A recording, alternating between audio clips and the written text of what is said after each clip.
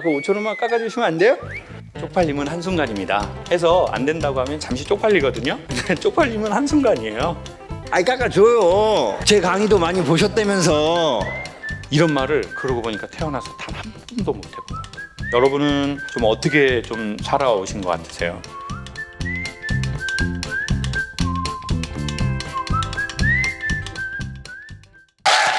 안녕하세요. 제가 저번 주에 디자인 콘서트라는 이름으로 제 조그만한 디자인을 하는 가게를 열었어요. 근데 물건을 판다기보다 거기서 한 달에 한 번 강연회를 하는데 너무 좁아가지고 한 15분인가 왔어요. 근데 거기에서는 뭐 강연을 하기는 하는데 제가 어떤 한 디자인의 요소를 갖고 제가 하던 강연을 하는 거예요. 그래서 이제 오픈을 하는데, 오픈을 해서 이게 소문이 나려면 어떤 사람이 거기에 왔다고 하면 소문이 날까요? 맞아요. 솔직히 어쩔 수 없어요. 유명한 사람이 와야 돼요. 누가 오면 제가 하는 디자인 그 회사에 소문이 막 날 것 같아요. 여러분은? BTS. 너무 생각만 해도 기분이 확 좋아지네요. BTS 오면 좋겠네요. 그 생각은 못했네요. 근데 혹시나 알아요? BTS 멤버 중에 한 분이 강연을 보실 수 있을지도? BTS 또요? 에? 글루버? 글루버? 그 가수 연예인 이름이에요? 파워블로거? 블로거라고 했는데 제가 블루거라고 들었어요. 지금 제가 손님 모실 때가 아니라 이비인후과를 가봐야 될 것 같아요. 제가 지금 점점 귀가 그냥 제 욕하는 것만 잘 들려요. 근데 저는 어떤 생각을 하는 줄 아세요? 그런 거 오픈할 때 이게 내가 되게 홍보해야 하거나 뭐 경사가 있거나 집안에 안 좋은 일이 있을 때 저는 어떻게 기준으로 부르냐면 저랑 예전에 친했던 사람은 안 부르더라고요. 요즘 나랑 매우 가깝게 지내는 사람만 부르는 거예요. 그것도 정말 가까운 사람. 한 일주일, 2주일 안에 계속 꾸준히 통화하는 사람. 만나서 밥도 먹는 사람. 이런 사람만 부르려고 하는 거예요. 전 심지어 제가 결혼할 때도 저 결혼했냐고 뭐 사람들 댓글에다 물어보시는데 왜 물어보는 거예요? 저는 제 결혼할 때도 사람들을 잘 안 불렀어요. 조금 희한한 그게 있더라고요, 저한테. 그리고 아버지 돌아가셨을 때도 잘 안 불렀어요. 여러분도 보면 이제 그런 성향, 그런 사건을 당했을 때 딱 성향이 나뉘는 것 같아요. 내가 이렇게 불렀을 때 반드시 온다라는 확신이 있는 사람. 그 사람만 부르고 나머지는 잘 안 부르더라고요. 결혼이든 아버지가 돌아가셨든 뭐 축하해야 될 일들 그런 데 있잖아요. 살다 보면 뭐 결혼한다든지 뭐 이혼한다든지 이런 축하할 일들이 생길 때 사람들이 불러서 파티하고 막 그러잖아요. 근데 그때 안 부르는 거예요.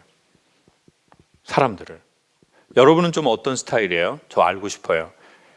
강사님, 저는 그렇게 사람들이 내 공간을 내가 오픈했거나 축하하거나 뭐 같이 슬퍼하는 그때에 나는 내 인맥되는 대로 나는 웬만하면 다 부르려고 한다. 아니다.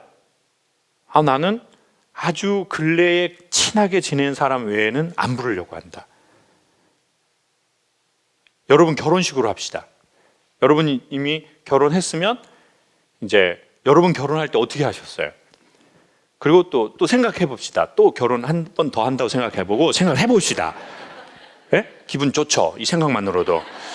자, 그때 여러분이 아는 총 인맥을 좀 동원하고 싶은지, 여러분이 가게를 오픈하실 때 좀 서먹서먹해도 유명하면 부르고 싶은지, 아니면 나는 홍보 효과는 좀 못 봐도 안 부르고 싶어.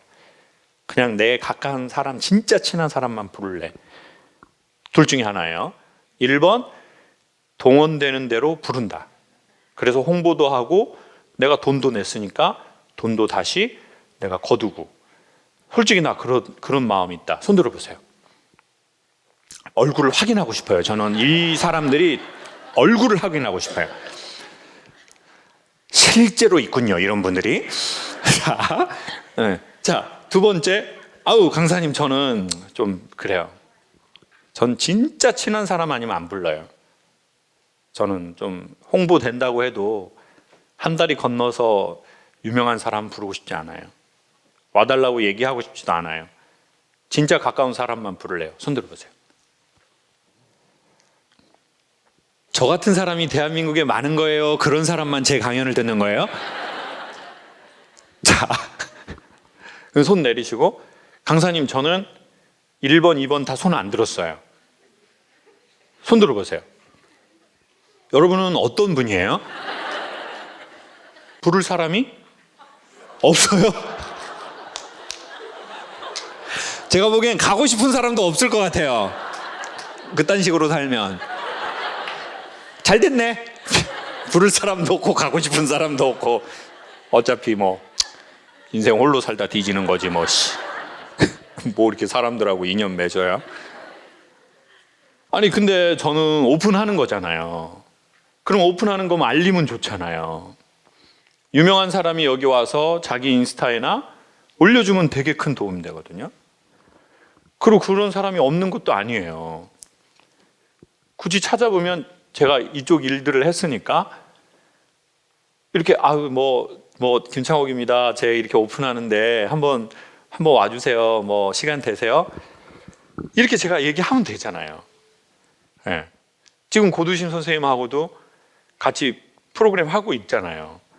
그럼 제가 선생님한테 선생님 저 한 번만 와주세요. 이렇게 선생님한테도 부탁도 드리고 이때까지 뭐 인스타그램 저보다 훨씬 조회수 많은 사람, 유튜브 저보다 많은 사람 이런 사람한테 부탁하면 되는데 안 하는 거예요.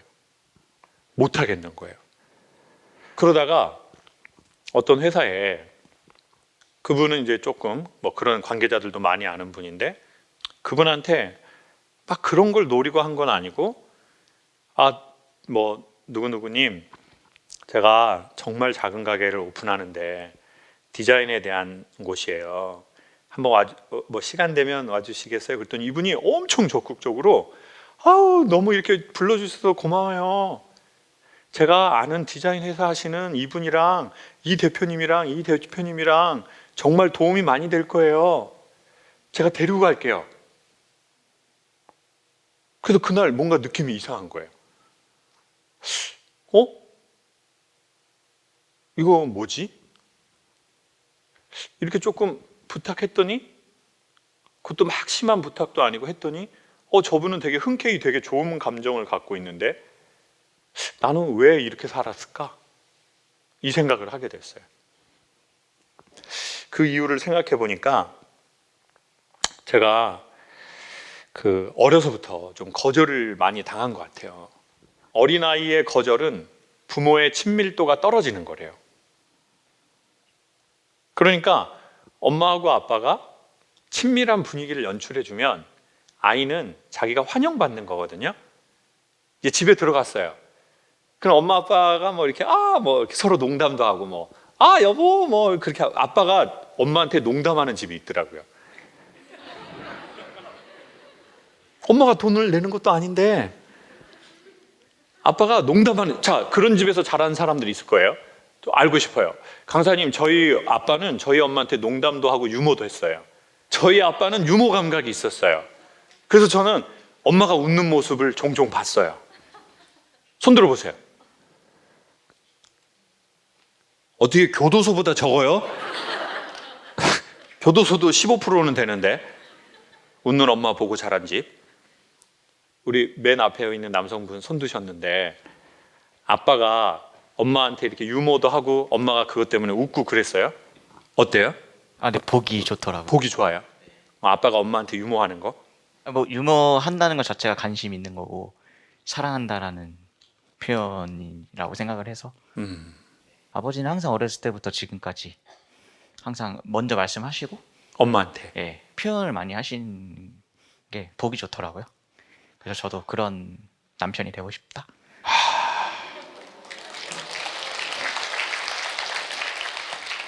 아버지는 엄마하고 초혼 재혼도 아닌데 보통은 재혼 가정 남자들이 노력 많이 하거든요. 내가 과거에는 그렇지 못했으니까 내가 진짜 재혼해서는 내가 진짜 잘하자. 근데 아버지는 초혼 엄마랑 첫 그건데도 좋다 좋아. 아들이 그런 모습을 보고 자라는 건 엄청난 일인데. 행운입니다. 진짜. 이런 아버지가 계시네요. 지금 여자친구 있어요? 지금 네, 와이프 와이프. 와. 자, 그러면 와이프한테 마이크 한 번만 넘겨줘 보세요. 남편분이 이런 가정에서 자랐다는 걸 알고 결혼했어요? 아니면 결혼하고 알았어요? 이제 결혼을 하면서 부모님들한테 인사를 드리잖아요. 그때 느껴지더라고요. 부모님들이 서로 사이가 좋고 그 사랑을 받았구나라는 게 그때 느껴져서 더 뭔가 안심이 됐어요. 나도 이런 사랑스러운 가정에서 더 좋은 가정을 꾸릴 수 있겠구나라는 확신을 받았던 것 같아요.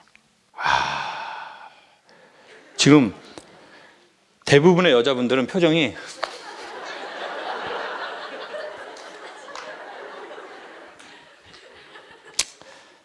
여러분 또 하면 되니까 너무 어두워하지 말아요. 인생 3세판이에요. 지금 한 판, 두 판으로 지금 실망할 때가 아니에요. 지금 이런 남자 추천해요, 저는. 결혼해보니까 어때요? 그런 면, 뭐 부부라는 게 여러 가지 면이 있지만 그런 면에 있어서. 근데 물론 아무리 좋은 사람을 만나도 항상 좋지만은 않잖아요. 그렇죠. 근데 저는 가장 중요한 게 서로 뭔가 트러블이 생겨도 잘 풀어나가는 게 가장 중요하다고 생각을 하는데 그럴 때 되게 그런 좋은 영향을 받아서 그런지 저의 마음을 좀 잘 헤아려 줄 수 있는 사람이고 잘 현명하게 풀어나갈 수 있는 저희 둘이라고 생각을 해서 저는 네, 많은 좋은 영향을 받았다고 생각합니다.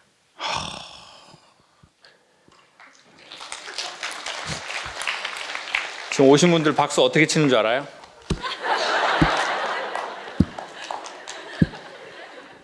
자, 이런 삐뚤어진 분들 신경 쓸 거 없어요.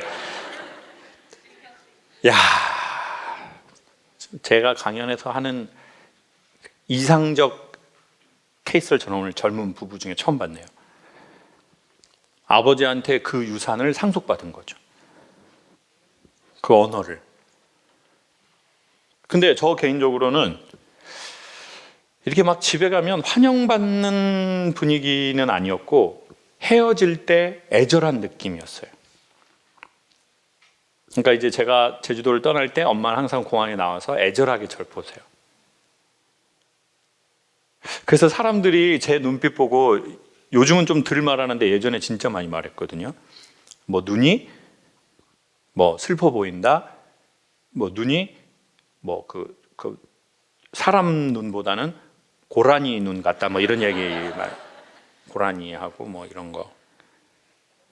노루 눈 닮았다. 근데 사슴도 있는데 왜 자꾸 고라니 쪽으로 몰고 가는 거예요, 저를? 짜증나게. 그러면 그 사람 눈이 왜 그렇게 됐겠어요? 사람 눈이 왜 슬퍼 보이겠어요? 제가 보기엔 슬픈 장면을 많이 봤겠죠. 슬픈 상황을 많이 경험했겠죠. 그게 1차적 원인 아닐까요? 근데 그 상황을 이제 되게 많이 봤죠. 뭔가. 그럼 이제 생각을 하겠죠. 그리고는 이제 이제 내가 이렇게 환영받지는 못하는구나. 뭔가 그러다 보니까 이제 성장 과정에서 이제 학생이 되고 서울에 올라와서 지금은 좀 이해하는데 이제 제가 큰 누나네 도움을 좀 받았어요. 근데 이제 큰 누나네 도움을 받았는데 지금 생각해 보면 좀 황당해요. 제 누나 입장에서 보면 제가 공고를 나왔는데 군대를 갔다가 24살에 음악을 하겠다고 서울에 올라온 거예요. 음악을 전혀 해본 적이 없는 애가, 피아노를 단 한 번도 쳐본 적이 없는 애가. 저는 학원을 거의 못 다녔거든요. 학원 3개월 다닌 거 있어요. 우슈 알아요? 네, 좀 나이 잡순 남자들이네요. 그 우슈라고 이렇게 주먹 이렇게 해가지고 뭐 이렇게 쫙 해가지고 뭐 그런 학원 3개월 다닌 게 끝이에요. 근데 그런 애가 음악대학을 가겠다고 서울에 올라온 거예요. 그리고 식당에서 일을 하기 시작했어요. 근데 그때 이제 참 희한해. 사람이 누나한테 고마운 게 참 많을 텐데 사람은 섭섭한 것만 기억하잖아요. 그러니까 누나가 너 서울에 형 누나 없다고 생각하고 살라고 그러더라고요. 그래야 넌 성공한다. 근데 앞뒤는 다 편집되고 그것만 들리는 거예요. 사람이 그런 게 있잖아요. 여러분도 오늘 여기 와가지고 앞뒤는 다 편집하고 제가 욕한 것만 기억하고 가는 사람들이 있더라고요. 미쳤나 봐 진짜. 그래서 욕쟁이 강사라고 막 글 올리고 앞뒤 다 편집하고. 근데 인간은 언제 앞뒤를 편집하나 봤더니 내가 약할 때, 그 약 아니고요. 내가 약할 때, 내가 힘이 없을 때, 내가 힘이 없을 때는 사람은 자기가 보고 싶은 것만 보더라고요. 앞뒤 다 자르고. 근데 이제 저는 제가 너무 약하니까 앞뒤 다 자르고 누나가 했던 그 말만 기억한 것 같아요. 그러니까 형제도 큰 의미는 없구나. 내가 혼자 해야 된다.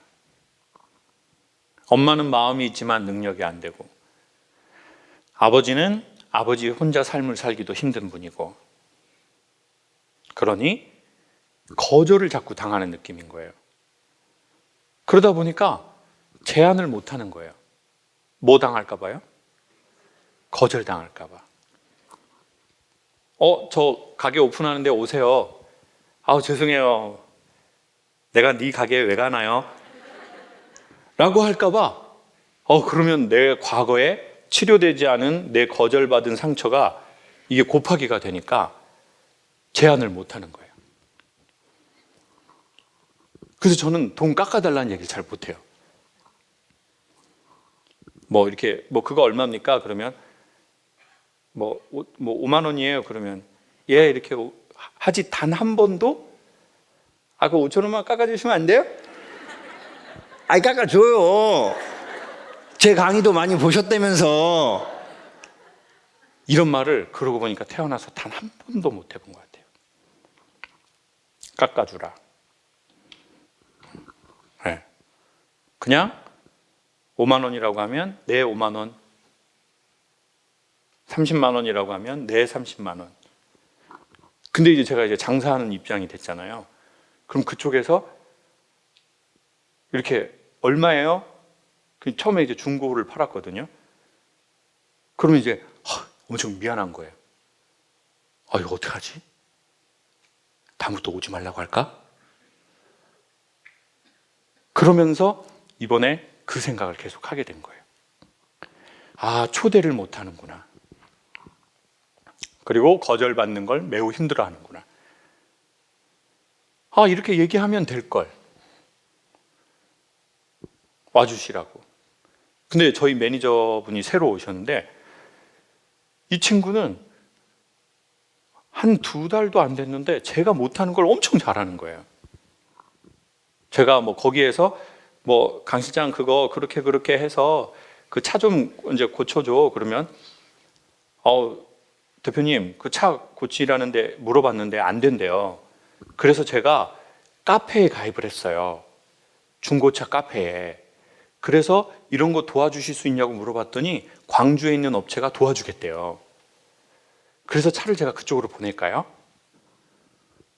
저는 그 친구가 일하는 방식을 보고 내가 못하는 걸 되게 잘하네. 매니저가 그러는 거예요. 야, 강 실장, 넌 근데 그 일을 그런 걸 되게 잘한다. 했더니 대표님, 쪽팔림은 한순간입니다. 해서 안 된다고 하면 잠시 쪽팔리거든요. 근데 쪽팔림은 한순간이에요. 괜찮아요. 그리고 제안했는데 안 될 일이 되는 거에서 저는 엄청 큰 쾌감을 느껴요.